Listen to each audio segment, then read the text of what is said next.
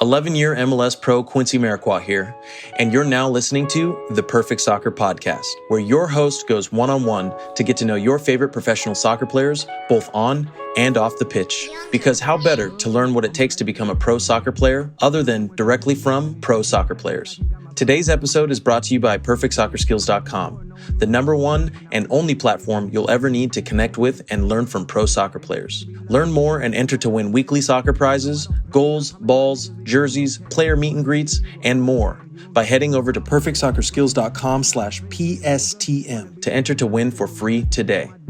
With that said, please enjoy today's episode.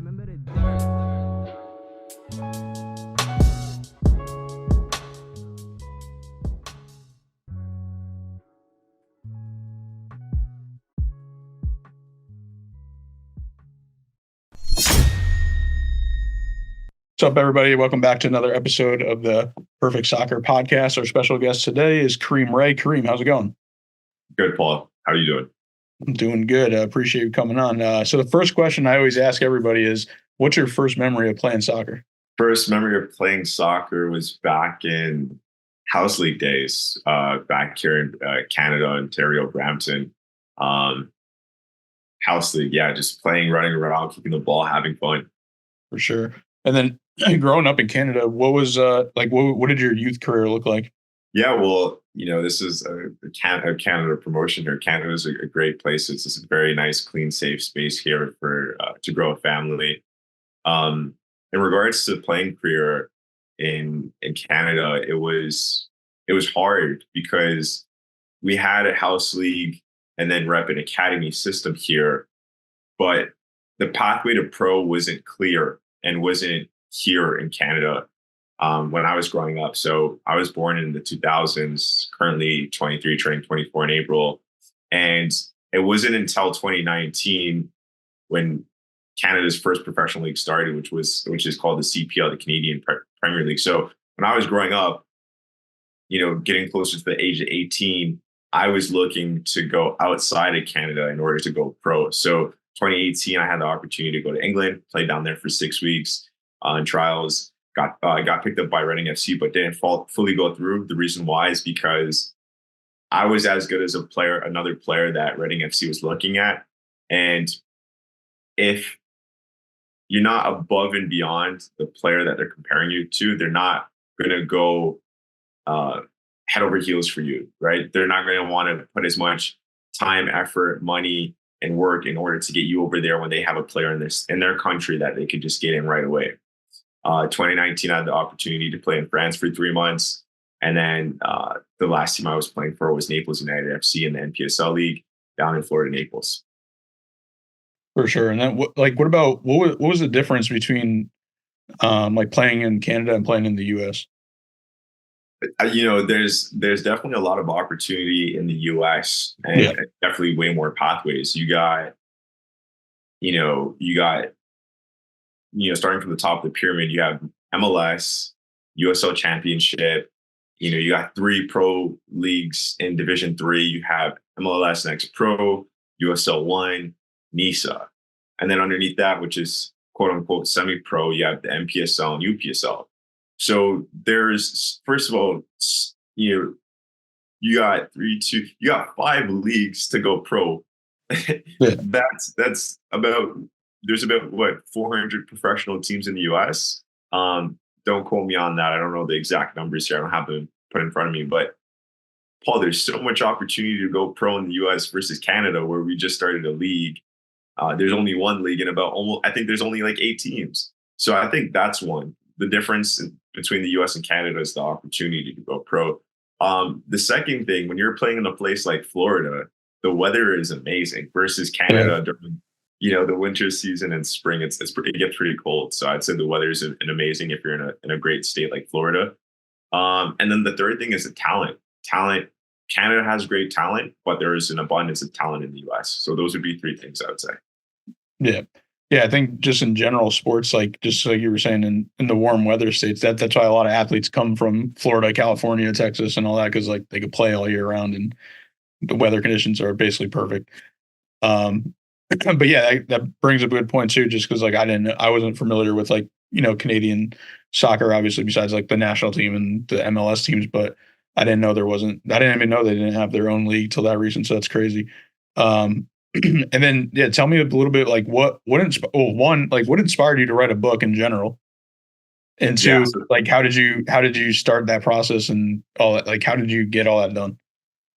Yeah. So this is going back to my days when I used to go, when I used to do, sorry, this goes back to when I was at Block Station's office through my mentor, Jay Waterman, which is also our co-founder at One Soccer Nation. So I was 18 at the time, going from Brampton to Toronto, which is like a 30-40 minute drive. And then after, a few, regular work hours at 9 to 5 at the office, I then go to soccer, which was like another hour drive, close to Seneca College, which is another hour drive to go train. And that was my routine for about 2 years. And during my time at the office, I learned a lot about entrepreneurship. That's where I started building One Soccer Nation. And how the book came about was I was at the office one day, and Jay's like, "Kareem, do you know how to go pro?" And I was like, "Honestly, no, I don't." And he was like, "You want to go pro, right?" And I was like, "Yeah, 100% I want to go pro." But he's like, "You don't even know how to go pro." And I was like, "You're right." So he's like, "I think writing a book would be a good idea." I'm like, "Really?" He's like, "Yeah." He's like, "In a book, you can document the steps that you need to take in order to get where you want to go." And then I was like, "Whoa, that's really cool." I didn't even know or think at that time at 18 years old that I could write a book, right? Like, who am I to write a book? So that's what was going through my mind. But Jay really planted that seed and belief in me that this is a pathway that I should take and something that I should do that's going to help me in my journey. And that's exactly what I did. So I started creating the book. I started with the topics I wanted to write about, to the chapters, and then I just started to input the context into the book. And obviously, I watched a few YouTube videos in regards to how to self-publish your own book. And then I put it all together, came up with a title, hired a designer on Fiverr to create the front cover and back cover. Hired someone to do the formatting, and then I uploaded it by myself onto KDP. And going through this whole process really taught me a lot in regards to creating my own things, structuring things, and completing things. So from the age of 18 to 9, from the age of 18 for a few months, I wrote the book. And then at 19, I had it ready to go. So say it took me about a year to get done.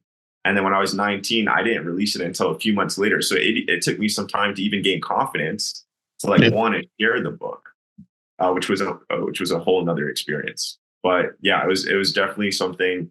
It was a huge challenge at 18, but I got it done.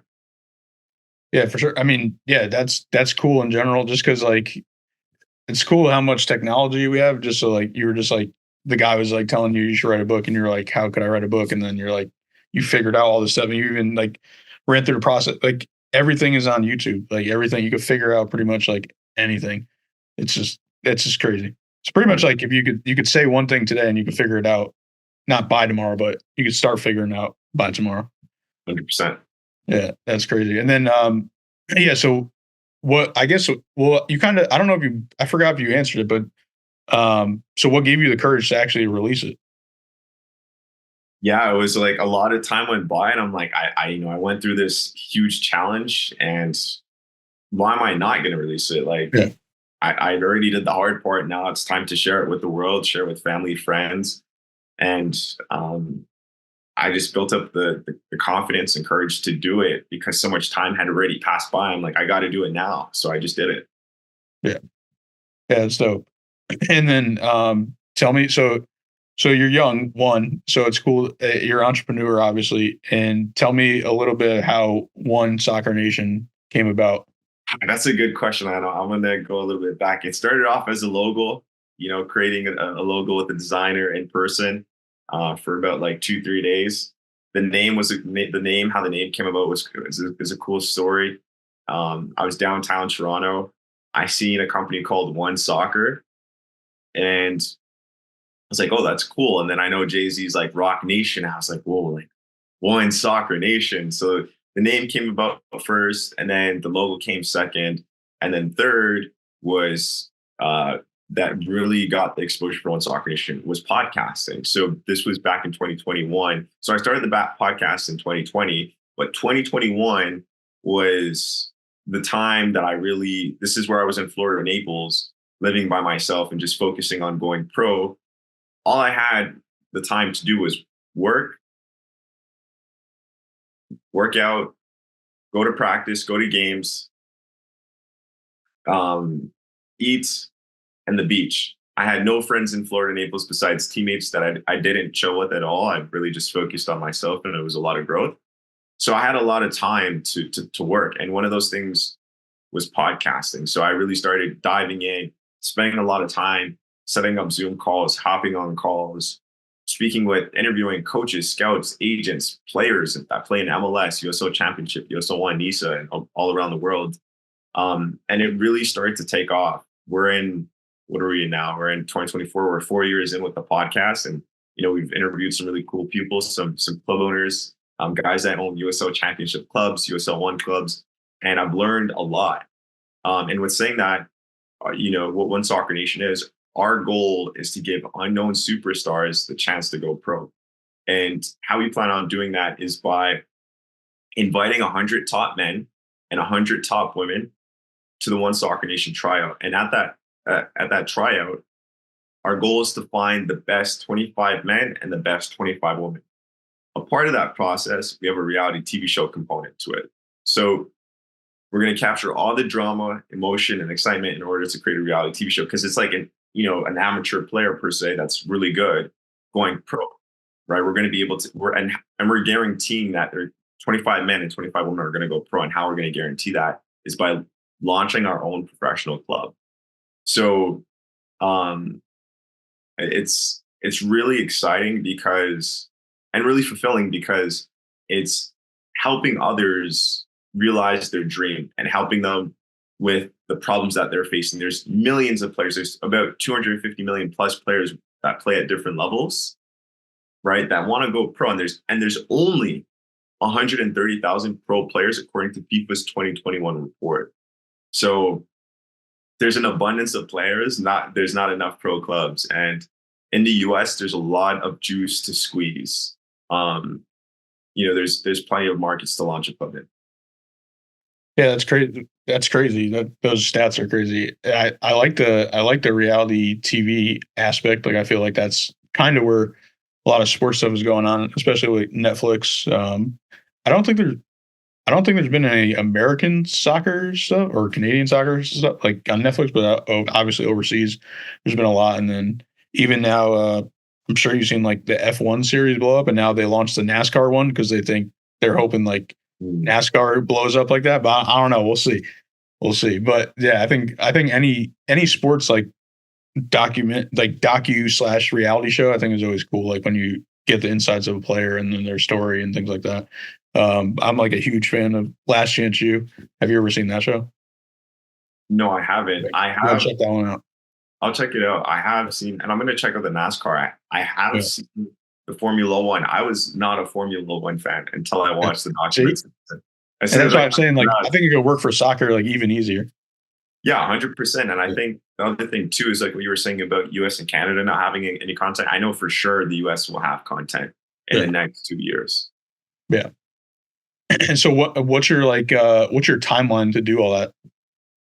So, we've been speaking with pro leagues in the US for about 2 years now, building up those relationships. We're at a point now where we've built out our advisory team, our business model, our financial model and projections. We have our checklist of things that we've completed, some videos to showcase what we're working towards. And where we are now is in a position to now go back to the league and show them where we are and present to them, this is what we want to do, and this is how we want to help the league grow. So that's where we're at now. The timeline is 2 years.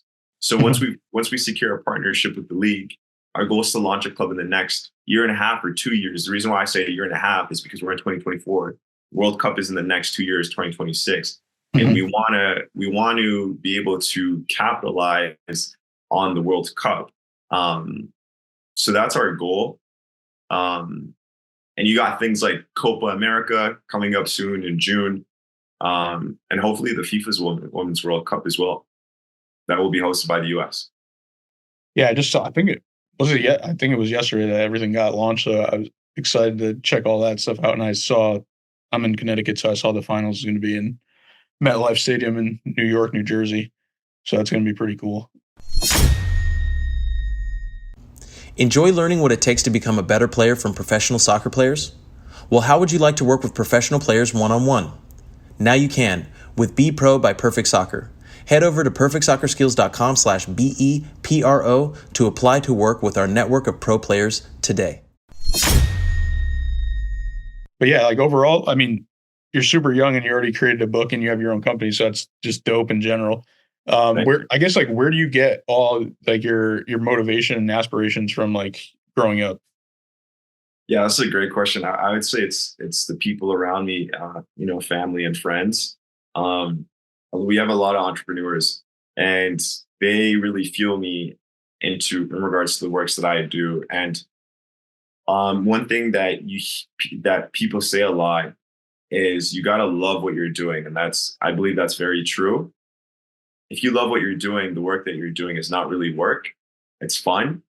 I love soccer. I've played it for about 20 years, from grassroots all the way to semi-pro levels.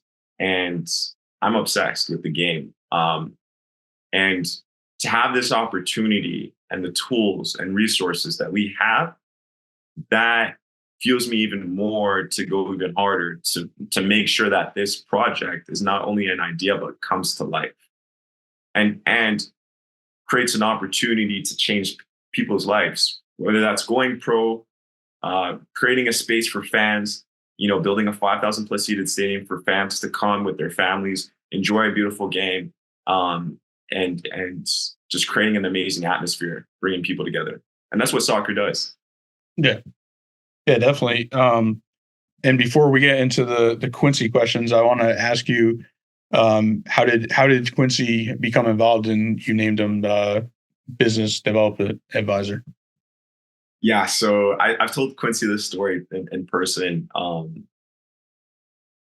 I would say it's God's plan, and I hope I'm pretty sure he'll hear this, but I don't even remember exactly why or how why I reached out to him, but I knew, a year or two back now that we needed to have a professional player on our side that had that experience of doing it, right? Because I've only went so far, right?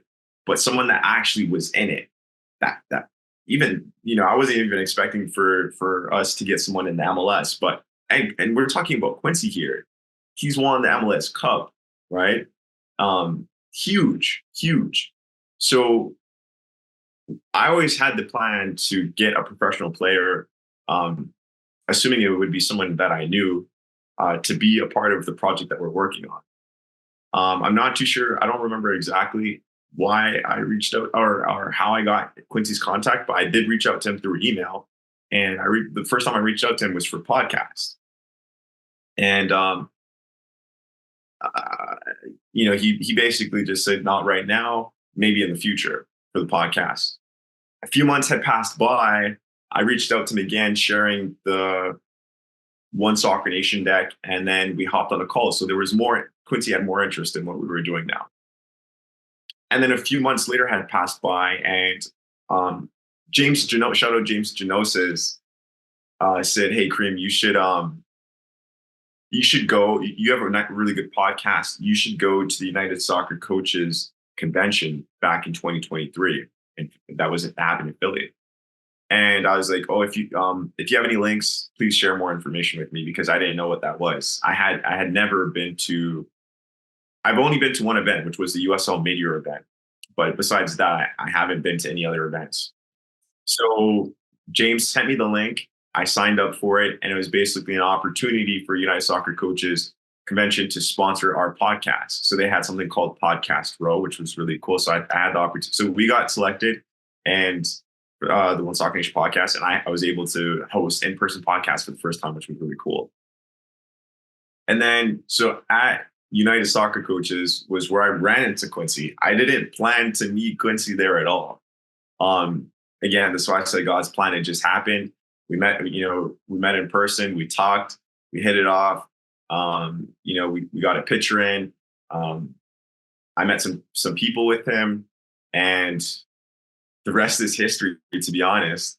And we stayed in contact. We kept the conversation going, and now, I'd say a year or two later now, Quincy is now a part of One Soccer Nation. He is the business development advisor, and I'm so excited to have him on.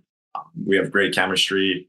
I look up to him like a older brother and like a dad too, because he has three boys and wife, and he inspires me for my future father endeavors, future father inspirations. Yeah. No, I was just laughing there just because when you said the dad part, I was just like, all right, Quincy's getting old. Yeah, he's getting up there. He's still young, though. He's still young. Yeah. That's an awesome story. I think, like you said, it was just like he was meant to be, basically. All right, so these Quincy's is gonna listen to these next ones like deep, because these are his questions. So wait, Paul, you gotta tell Quincy. I at the United Soccer Coaches Convention, I asked Quincy for a jersey. He said no. I was with Quincy in August and September. I asked him for a jersey, and this time he didn't say no. He said no to the jersey I asked for, but he said he would give me another jersey. So, but he's going to see this, and I want you to ask him for me too. So you got to tell him that Kareem needs a jersey, a Quincy Amarikwa jersey. There we go. We got that. We'll figure that out. Yeah. All right. So what's the most, I'm going to ask you I want you to answer these in soccer way and business way. Yeah. So what's the most important skill or quality you feel has helped you be successful as a soccer player and as a businessman? Working hard and working smart. All right. Perfect.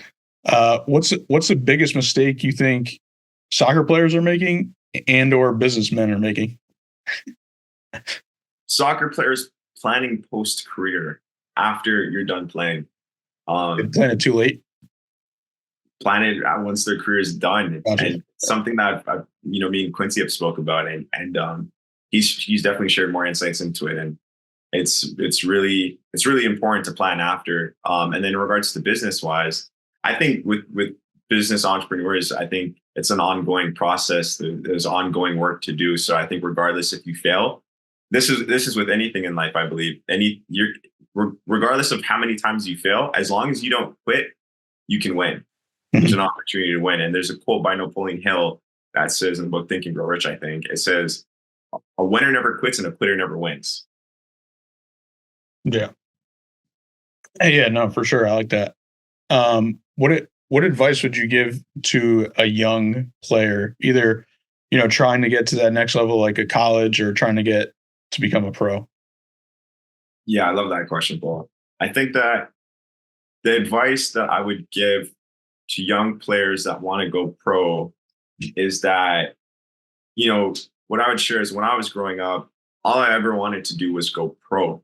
I'm going to speak from both sides of my mouth here, but I'll share it anyways. Personally, when I grew up, I just wanted to go pro. I didn't want anything to do with school.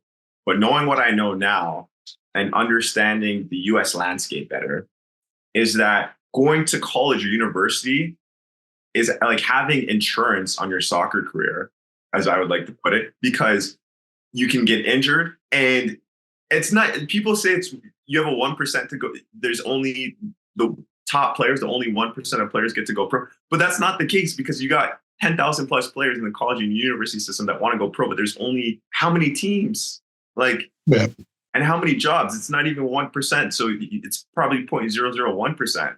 So you got to look at what are the facts, what are the numbers? And don't quote me on those numbers, but I'm just saying that the opportunity to go pro is very slim. Yeah. And what's the reality of the situation? And, your soccer career is very short unless you become a Neymar or Messi, and that's really hard. That's really hard. But knowing what I know now, going to college or university is not a bad pathway. So I would say that is like having life insurance on your soccer career, because anything can happen. It's kind of like a backup plan per se.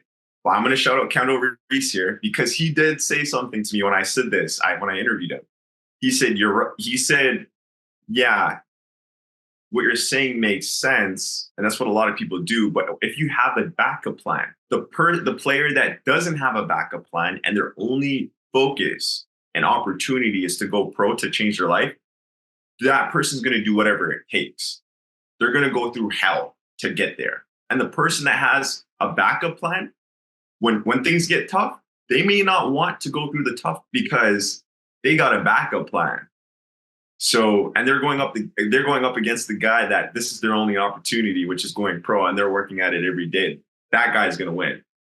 Yeah. So that's why I was saying I'm going to speak out both sides of my mouth here. But again, if you have the opportunity to go to college or university and still pursue your career at a high level, I don't think it's a bad idea. Yeah, no, I like that. I like that answer. You gave both sides.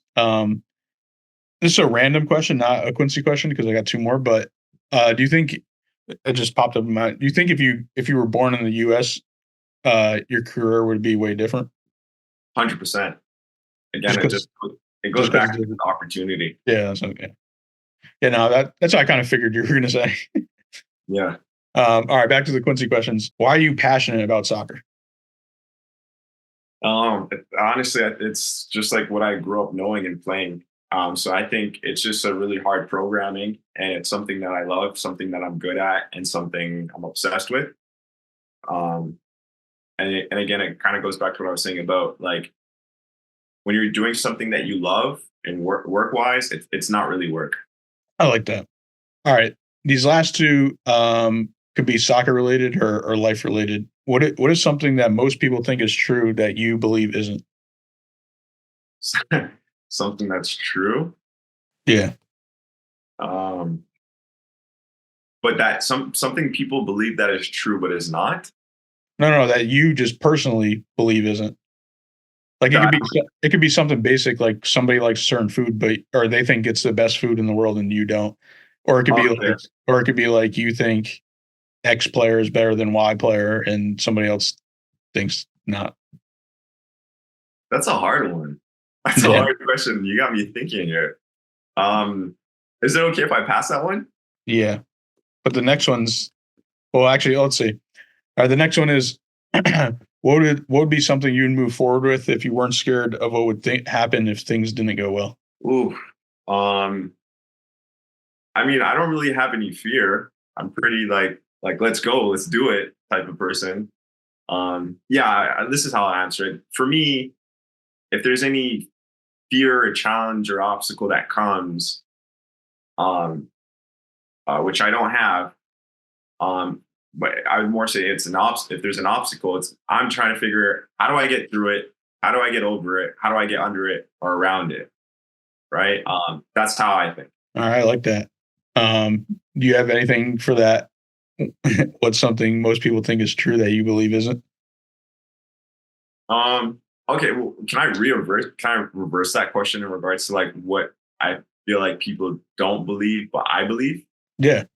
Okay. I think that, like I'll ask, like, this is just a fun question, but like sometimes, well, barely now, but like I used to like ask like people like, oh, or like friends, like, do they believe in aliens? And for the ones that don't believe in aliens, I'm like, bro, like we got animals like tigers, lions, sharks, like these are basically other creatures, but they're different from us and they're living species that God created. And why can't there be other planets? And there are other planets. Why can't there be other life? Like, why do people think that there's not other life beyond us? So that's what I would say. All right. Yeah, that could be a whole nother podcast. Oh yeah, for sure. Yeah, I mean, I could see. But it's like, why didn't we discover the other life then? Who knows? Maybe we're Elon Musk is saying that we're about to have 1 million robots in 2040. So that's other conscious. I mean, life right there per se. I don't know how you put that, but robotic. Yeah, true. All right, you ready for some fun questions? I'm ready. Yeah. I think I know how you're going to answer this one, but is it soccer or football? It's known as football at the highest level, but for me, it's soccer. I don't mind saying both. Yeah. Messi or Ronaldo, who's better? Who's better? I gotta answer this two ways. Who do you like better? Okay, they're both great. They're both great players. Okay, you got to give them that. You've never seen something like this ever, so they're the first two to do it. Messi has won more, right? Especially, I feel like putting the World Cup on it, stamped it for everyone, was like, yeah, that's it. Like, you can't talk about Ronaldo no more. But for me personally, growing up, I was more attracted to Ronaldo because of his flashiness, his style, his attitude, like his marketing and work ethic. That he gravitated more towards me, and a few other players that I'd like to mention that I remember in my come ups was me growing up in soccer was, Kaká, Neymar, obviously Messi, Ronaldo, Ronaldinho. Who else is there? The Iniesta, the Chevy. These are players that are still here in my memory that I remember. But yeah, I guess that's the long way of saying. I would just say Ronaldo's the person that I used to like watch per se more. Yeah, but you think Messi's better? I'm not gonna say Messi's better, but like once he won the World Cup, they put the stamp on him. Like that's it. Like no one can argue that Ronaldo's better than Messi. So, but I'll say for the podcast, I'll just say Ronaldo. All right, I like that. Who would you want to do a jersey exchange with? Ooh, I like that one. I mean, I'm trying to do one with Quincy.